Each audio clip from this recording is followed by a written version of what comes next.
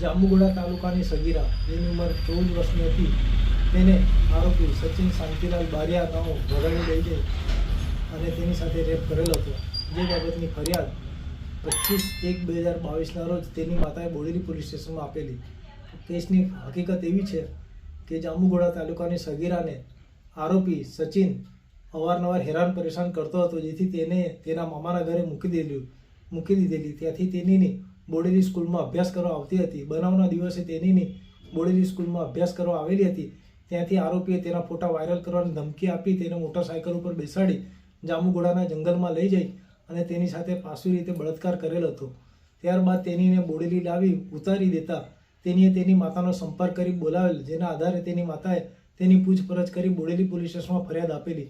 જેનો કેસ ચાલી જતા બોડેલીના સ્પેશિયલ પોસ્કો જજ શંકર સાહેબે આરોપીને બળાત્કારના ગુનામાં તથા પોસ્કો એકની ગુનામાં 20 વર્ષની સજા અને અલગ અલગ ગુનાઓમાં 35,000નો દંડ તથા વિક્ટિમ કોમ્પન્સેશન એક્ટ હેઠળ પોતે સોમાનભેર જીવી શકે તે માટે 4 લાખ રૂપિયાનો વળતરનો હુકમ કરેલ છે। સરકારી વકીલ રાજેન્દ્રસિંહ પરમાર।